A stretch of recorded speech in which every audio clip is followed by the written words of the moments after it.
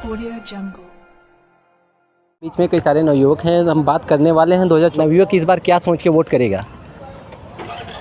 हमारा तो मतलब व्यू यही रहेगा कि रोज़गार मेन मुद्दा है कि रोज़गार मिले युवाओं को। हमारे जो इतने सारे स्टूडेंट्स पढ़ रहे हैं उनके लिए सरकार नई नई वैकेंसियाँ निकाले। अभी पुरानी वैकेंसियाँ हो नहीं पाई तो नहीं कहाँ से निकाल दे सकते। हाँ, वो मतलब जो पेंडिंग पड़ी हुई हैं उनको पेपर कराए जाएँ। जो बहुत से पेपर लीक हुए हैं, जैसे ARO का पेपर हुआ है, UPP का हुआ है, उनको एग्ज़ाम करवाया जाए ताकि ज़्यादा से ज़्यादा बच्चे बेरोज़गार तो जो बच्चे है। कैसे तैयारी करते रहे, पेपर अगर लीक ही होता रहेगा तो बच्चा तैयारी कब करेगा।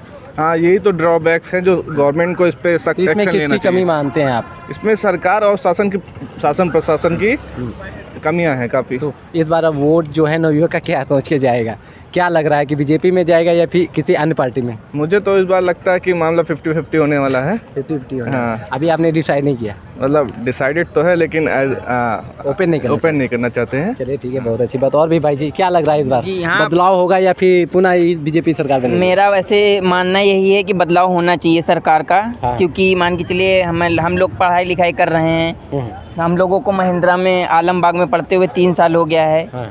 मैंने 1-2 एग्ज़ाम दिए हुए हैं, UPP का पेपर लीक हो गया।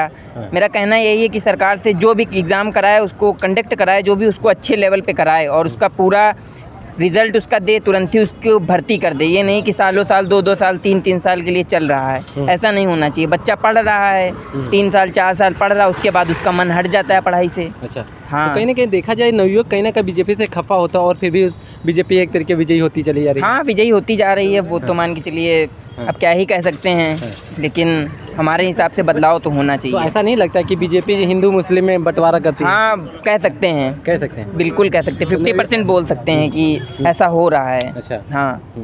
और भी हैं, क्या लग रहा है भाई साहब जो हमारा भारत देश है वो हिंदू और मुस्लिम में बंटवारा हो रहा है जिस हिसाब से बीजेपी कर रही है। बिल्कुल हो रहा है, लेकिन बात यह है कि जब आप मेजॉरिटी को नेगलेक्ट कर दोगे, आप बोलोगे मेजॉरिटी से हम 55% लेके हम माइनॉरिटी में डिस्ट्रीब्यूट करेंगे, तो मेजॉरिटी आपको वोट क्यों करे।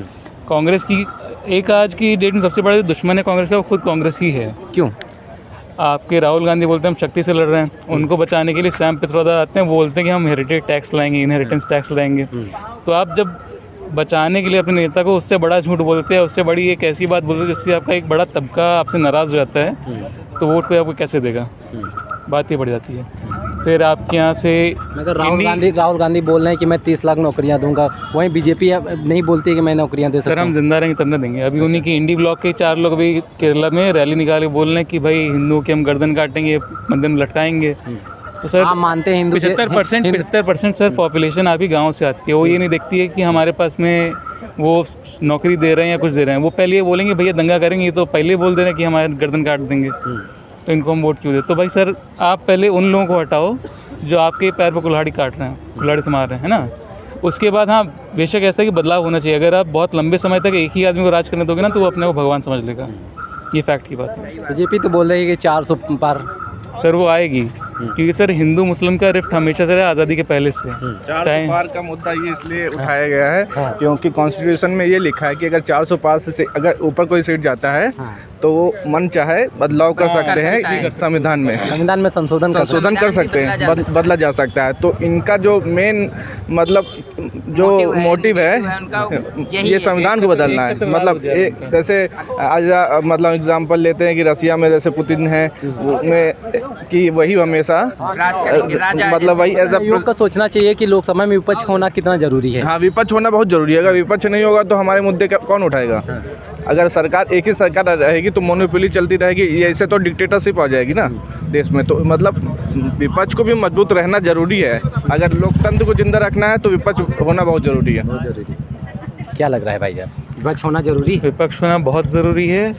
आप नए चेहरे को मौका दीजिए। अगर आप ऐसा नहीं कि अगर आप डायनेस्टी को बोले तो आप ही 3 साल 4 साल मतलब मोदी जी ने 2014 में जब आए थे तब बोला था कि हमारी बीजेपी पार्टी में 75 साल का कोई नेता नहीं रहेगा, और मोदी जी अगले साल 75 साल के होने वाले हैं। तो क्या लग रहा है कि रिटायरमेंट ले पाएंगे। नया बंदा कोई लेके हमें तो किसी को उठाएं, 25 साल के ऊपर हम लोग हो ही गए ऑलमोस्ट सभी हर कोचिंग में।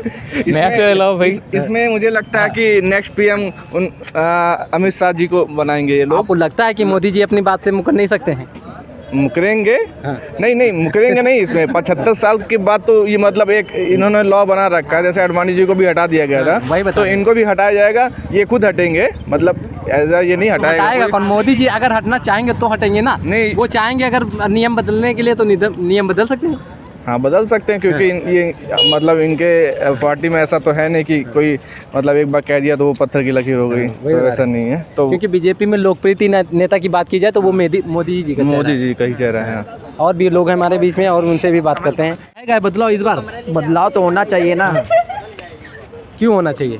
क्योंकि जब एक ही लोग एक ही सत्ता में रहेंगे हमेशा तो अपना मनमानी काम अरे करेंगे। मोदी जी बोल रहे मैंने राम मंदिर बनवा दिया है, 370 धारा हटवा दी है कि कोई कर नहीं सकता था, फिर नवयुवक बदलाव उन्होंने क्यों चाहेगा? मंदिर बनवा दिया, अच्छा किया, लेकिन बदलाव होने चाहिए।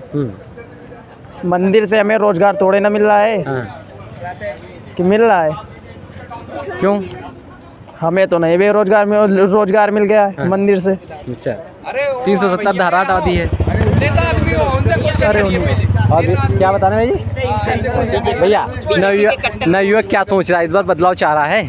बदलाव नहीं, जो है तो वही रहे। क्यों? मेरे हिसाब से जो काम कर रहे हैं वो हिसाब से सही काम कर रहे हैं। और क्या सही काम कर रहे हैं आप मुझे बताएंगे? रोजगार नहीं दे रहे हैं, सही काम कर रहे हैं ना भाई। अरे रोजगार की एक बात अलग हो गई, वो ठीक है ना, लेकिन मेरे हिसाब से जिस हिसाब से यूपी के अंदर देखा जाए ना, यूपी के अंदर बदलाव है, जो इन्होंने किया है, जो डेवलपमेंट किया है इन्होंने बहुत सही किया है। क्योंकि सबसे पहले क्या है कि जब एक समय होता था ना कि शाम को 6 बजे के बाद जब हमारी बहन बेटियां कहीं से निकलती थी तो उनको डर लगता था, उनके घर वालों को डर लगता था कि क्या हमारी बेटी सुरक्षित घर आ पाएगी। लेकिन अब क्या है कि 6 बजे के बाद माफिया डरते हैं कि क्या हम बच पाएंगे अगर हम बहन बेटी को छेड़ेंगे तो। ये सबसे बड़ी चीज़ है। और उसकी बेस सबसे बड़ी चीज़ कि 500 साल से हमारे प्रभु श्री राम लला तंबू में विराजमान थे, तब किसी सरकार की नज़र नहीं गई। अब क्या है कि राम लला हमारे महल में विराजमान हैं, किसकी वजह से? माननीय प्रधानमंत्री जी की वजह से। सबसे पहली चीज़, आपको लगता है कि आप शिक्षित हैं, नवयुवक लड़के हैं, क्या लग रहा है कि राम मंदिर हमारे योगी जी मोदी जी लाए हैं राम मंदिर हमारी योगी या कोर्ट ने आदेश दिया है? आदेश तो कोर्ट का है, लेकिन तो फिर आप कैसे मान सकते हैं कि फिर योगी किसकी सरकार में आया? भैया से पूछना चाहता हूँ कि प्रज्वल रेवन्ना के बारे में क्या कहना चाहते हैं? भाई बाहर कैसे चलेगा भैया? बताइए अब क्या मैं कुछ नहीं बोलना चाहता। नहीं बोल दीजिए। बाहर कैसे चलेगा? क्या था? अगर बहन बेटियों की आपकी इतनी फिक्र है तो प्रज्वल रेवन्ना के बारे में क्या कहना चाहते हैं आप? कुछ नहीं बोलना चाहता भाई भी। अरे उसके बारे में बताइए, कुछ तो बताइए। अरे इनसे पूछिए कुछ। आप बताओ अच्छा क्या बता रहे हैं? नहीं इनसे भाई हमने बता दिया था आप बोलने में क्या रहता है? जैसे भाई जी बोल रहे हैं कि बीजेपी ही आनी चाहिए क्योंकि बीजेपी के आने से हमारी बहू और बहनें जो हैं वो सुरक्षित हैं। हाँ वो बात सही, लेकिन रोजगार के मामले में बहुत खराब है। रोजगार के मामले में खराब है। नौकरी तो आप प्रज्वल रेवन्ना के बारे में क्या नहीं, वो तो मुझे भी पता है। क्या कहना चाहते हैं? वो तो भाई गड़बड़ है, उसको तो बुला के भाई लटकाना चाहिए ऊपर। तो फिर तो बीजेपी क्यों नहीं करता? वो अच्छा है, वो अच्छा है जो कौन? प्रज्वल रेवन्ना? हाँ। नहीं भाई नहीं अच्छा। अच्छा नहीं। नहीं तो उनको तो क्या लग रहा है भाई साहब? आप बताइए। मेरे हिसाब से तो 400 पार होगा। 400 पार होनी चाहिए। बिल्कुल होगा, क्या कुछ भी करे बीजेपी, कुछ भी करे, लेकिन 400 पार होगी। बीजेपी पे पूरा भरोसा है। सीबीआई की जितनी भी जांचें हो विपक्ष के नेताओं पे डाल दे। क्यों? वो तो जबरदस्ती डाली जा रही है। अब हमारे माननीय मोदी जी कहते हैं कि जैसे अभी आया कि अडानी और 10 साल तक अभी नाम नहीं लिया अडानी और अंबानी का। अब अडानी अंबानी का कहते हैं टेम्पो भर के पैसा भेजते हैं। अगर ऐसा ही है तो उन पे ईडी की जांच बैठाएं, क्यों नहीं बैठाते हैं? उनका भाई खुद का एक्सपीरियंस क्यों नहीं बैठाते? मेरा सवाल ये है मोदी जी मगर से। मोदी जी का सोच है कि मैं विपक्ष पे ही डालूंगा ईडी सीबीआई। हाँ तो विपक्ष 95% ऐसे केस हैं जो विपक्ष के नेताओं पे ही हैं। हाँ तो अडानी पे क्यों नहीं डालते हैं? अडानी पे क्यों नहीं डालते हैं? अडानी